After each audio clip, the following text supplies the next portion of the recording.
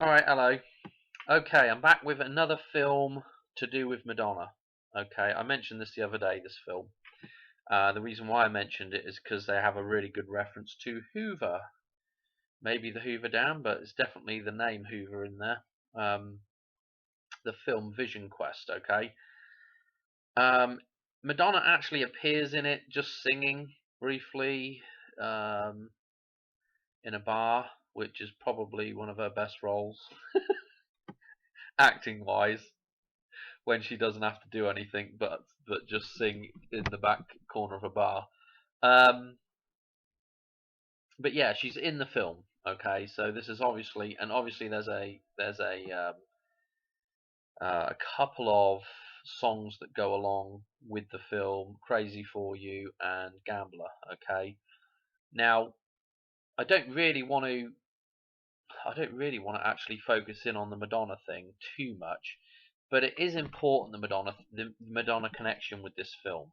Okay, and there's a reason why they've put Madonna in it. Um, and I guess I'm going to do spoiler alert time because I'm just going to talk through the film really quickly, and I'm going to show you like the main reference that made me watch the film, because initially I wasn't going to watch this film, even though it's got a reference to um, Thompson High School versus Hoover High School. You know, the twins, okay, the twin towers, and the Hoover Dam connected in a single film um, via the subject of wrestling, which is what was turning me off of the film. I was like, I don't really want to watch a film that's to do with wrestling. I don't know anything about wrestling anyway, and quite frankly, it doesn't appeal to me. It's not my cup of tea. So that's why I wasn't going to watch the film.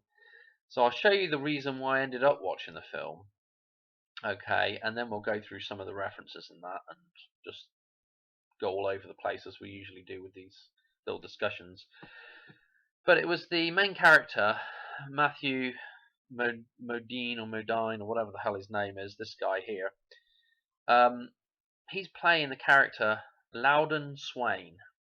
And I'm like, really? Loudon Swain? The dog's going off at something out there. There was a coyote out there the other night. I'm gonna have to go out and have a look, see what's going on. But anyway, Loudon Swain. I'm like, really? We're using the name Loudon again? Because if you remember Who's That Girl, nothing to do with the Hoover, of course. Who's That Girl? The main, the love interest for Madonna in this film is Loudon Trott. The character's name is Loudon Trott. Griffin Dunn is the actor, but Loudon Trott. And I'm like, she does make a joke in there about loud and clear. So is this a message to hear loud and clear? I don't know. But if we do look at Loudon in the Gematrinator, it's really interesting because it's an 8-1. 8-1. It's forward and reverse 8-1, which is pretty mental, really. And then we have the 27, two 27s, and obviously um, Madonna herself has some almost. We have a connection with Madonna anyway with the 27 because she has 127 in the reverse, which is, I mean, it's not an exact match, of course, but again, the 27 and Vision Quest itself, the film title, is a 127 in reverse as well, the same as Madonna. So it's kind of interesting that we have that connection. A couple of other things in the film. Um, what did I want to? I just wanted to pick up on Carla in the film, which was a 35. She's the love interest for Loudon Swain. Um, she's a 35 forward and a 100 reverse. So there's our 100 with the dollar bill references, with several other references we've done. 10-10 reference, completion reference, and the 35 with the dollar bill as well. Elvis Presley as well, and the Hoover Dam dedication year. So we got some good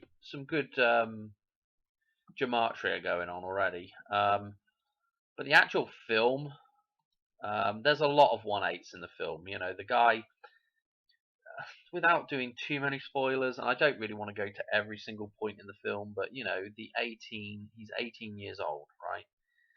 During the film, his quest, his vision quest, is to get back down from 100, the 190-pound category, okay, which is again 19. If we take the numerology there and mirror that 19, um, it becomes the word pi, okay, pi, okay. So again, that's the thing we're stuck in, that cycle, that time cycle. And he wants to get down to the 168-pound category. He wants to drop 2 classes, which again, um, getting back to the 168 is not only the death of Elvis, you know, that idea of sacrifice, dying to be reborn, okay, but it's also the birth of Madonna. That's Madonna's birthday, 168, those numbers. So there's that connection back to Madonna again.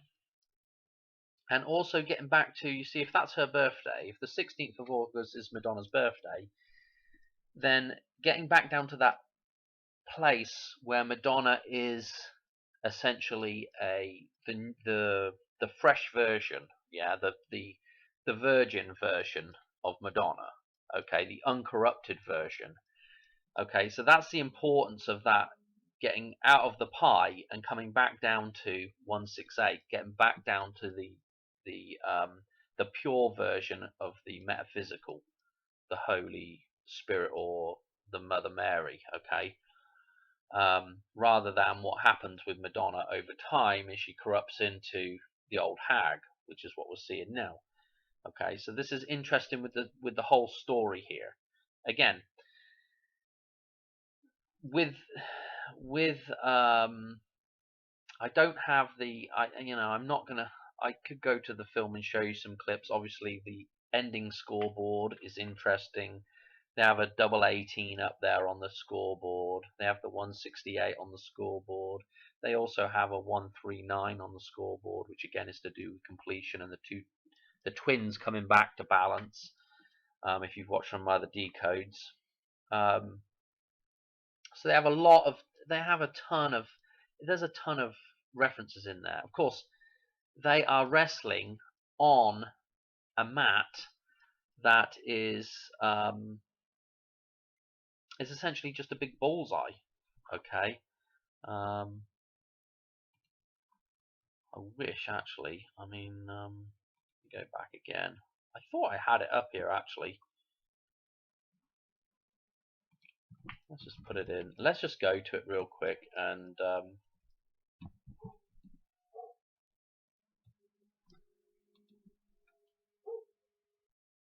because it's free right now, so you can go watch this film, which is another good thing.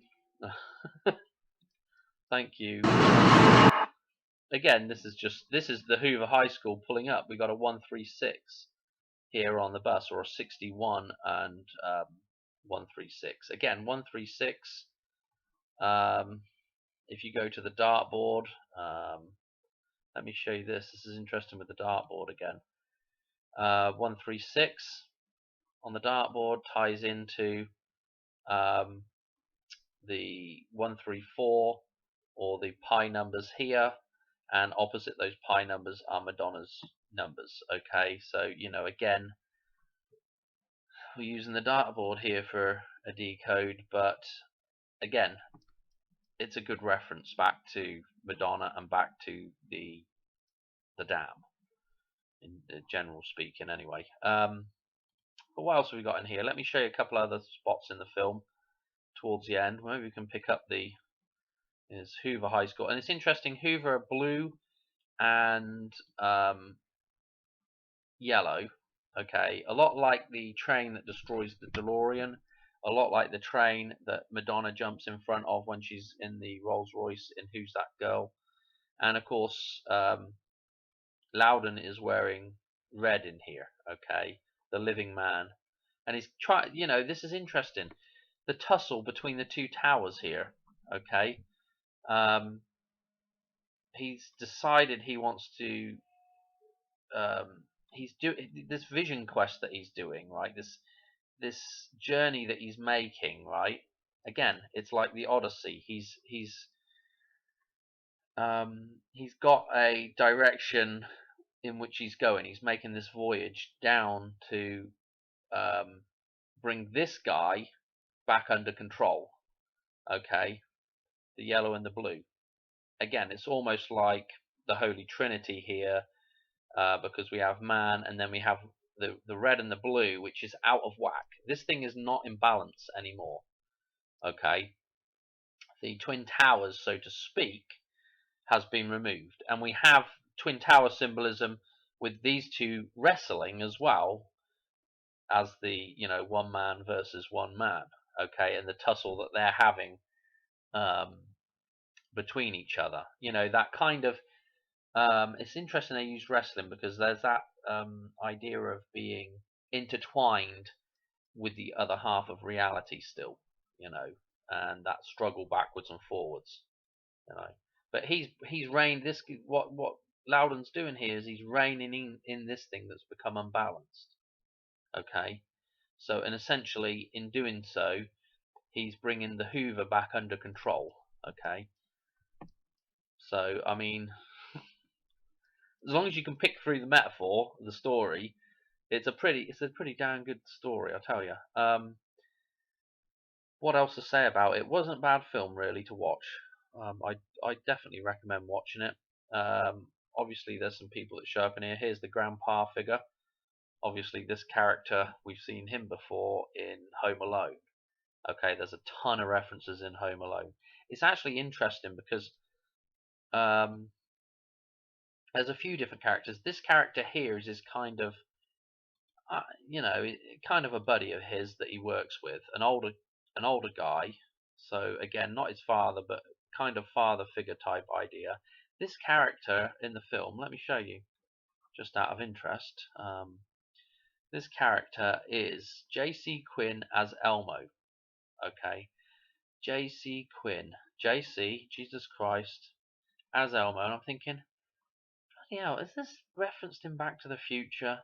Because this scene in Back to the Future where Marty finally makes the jump, back home, and in fact, that scene that I just showed you, they're having a little discussion there, and this is the reason probably why he goes back and actually does the fight at the end. Okay, spoiler alert again, but he decides to go back and do the fight, and um, JC there, or Elmo, has a discussion with him about, basically, the why you should why you should do the fight, basically. It's quite a nice little speech he gives him. But again, here we go with John Crump, JC again, the Assembly of Christ. So Marty making the jump back to balance, 1985. He's done a 30 years back.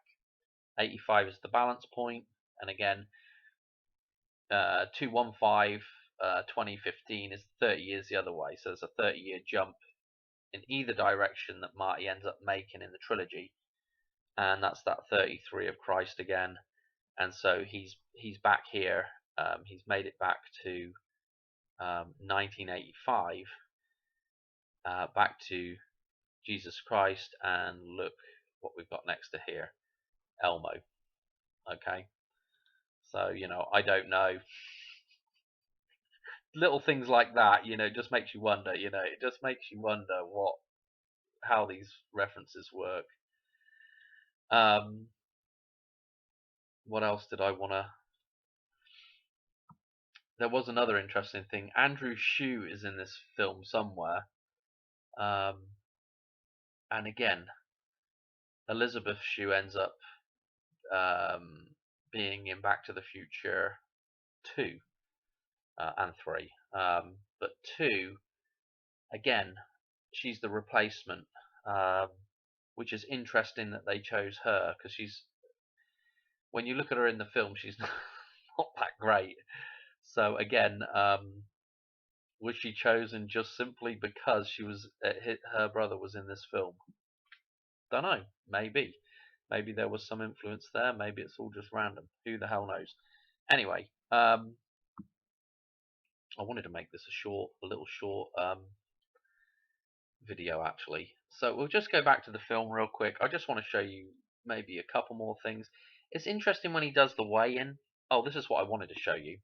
But it's interesting when he does the weigh-in because on the scales, when you set the scales, he's trying to get down to 168. So of course the bottom part of the scale is set on 150. So we have a 5-1 reference or a 15 reference, and then the top, the little scale that moves across that you keep inching across, goes to 18, and he's right on the nose, right on the money, and he's completely starkers when he finally gets weighed. He's in his birthday suit, okay, and we have the 168 reference there as well. But this little spot here, again, he's got the top off, and obviously he can't be dancing around naked, but he's got his top off. He's put his little red trainers on in the changing room. A nice little ruby slipper reference. And look at what we got. We've got the two bulls and the erect man. Okay, this is again,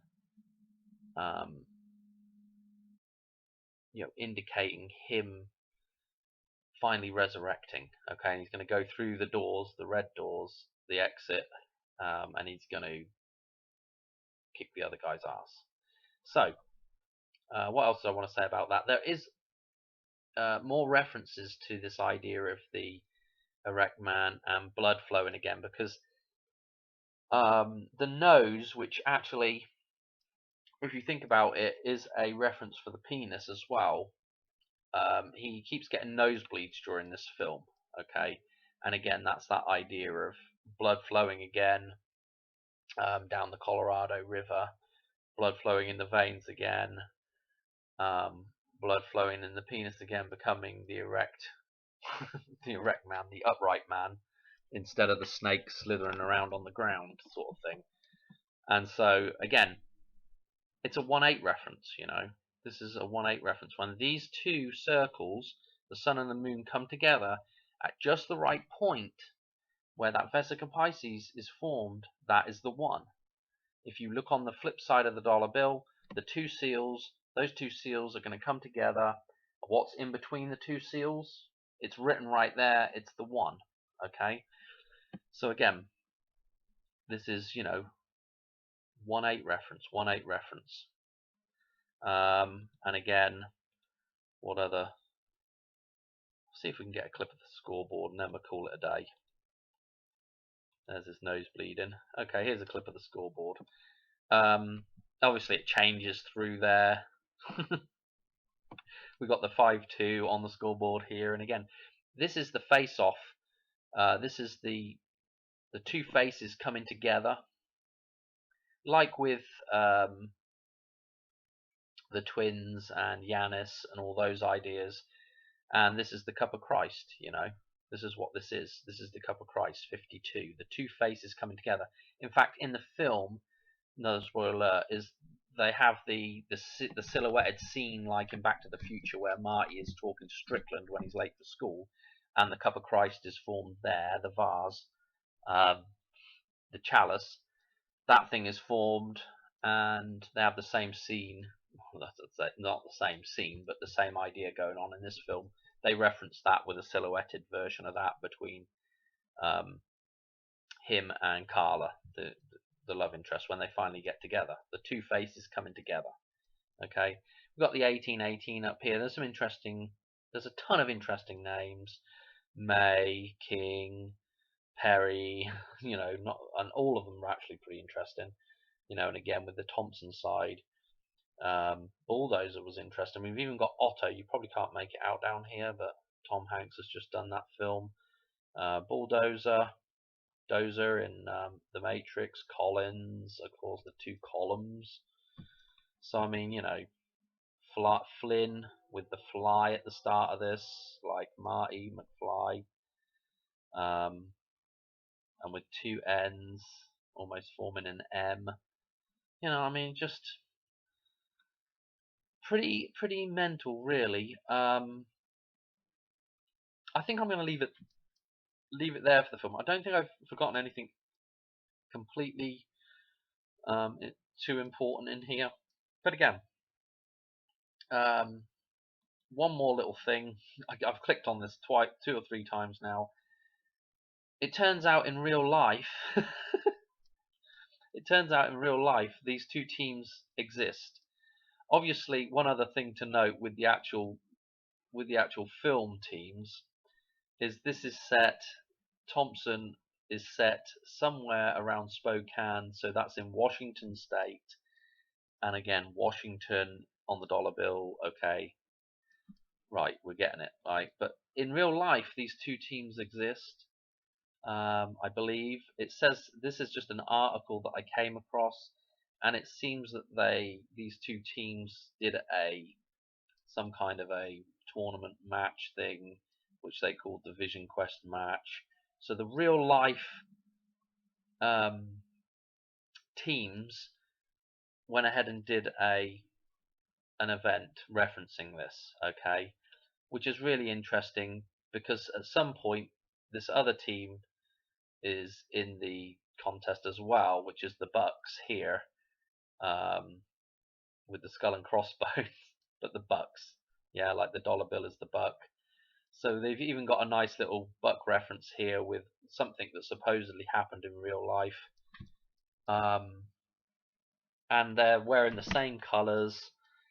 The teams happen to have the same colors, it says here. And if you read through this article, there's just some interesting numbers that pop up.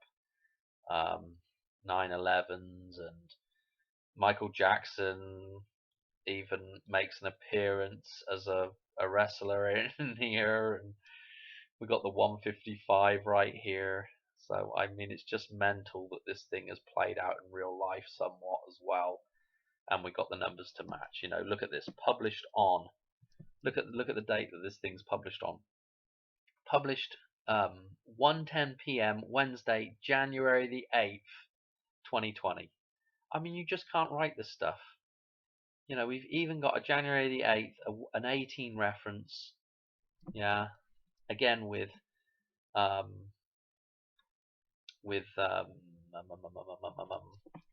Elvis's birthday, the 1/8, and Elvis's death date in this. Just those references. David Bowie as well. When I get a minute, I'll do a couple of David Bowie things. But anyway, we're going to leave it there. I think that's it. I don't think there's anything else I really wanted to go mental on. Obviously, look, who's that girl?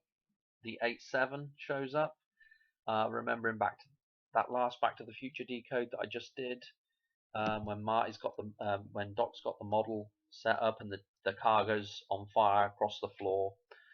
Again, 8/7 is another little reference that you can get out of that number that's spray painted on the floor there. So I don't know. Loudon, are you getting the message loud and clear? Loud and clear. I can't think there's anything else that I want to. They've even got. Look at this. Look at they've got Gene Tanneran in here. Tanneran, not Tanner, but Tanneran. As a name. They've got R.H. Thompson playing Kevin. Kevin is 11. Yeah, Kevin. Unbelievable. Let's just leave it there, right? Let's just leave it there, otherwise we'll be here all night. Vision Quest. Unbelievable stuff. Unbelievable. Alright, I'll catch you on the next one. Cheers, bye.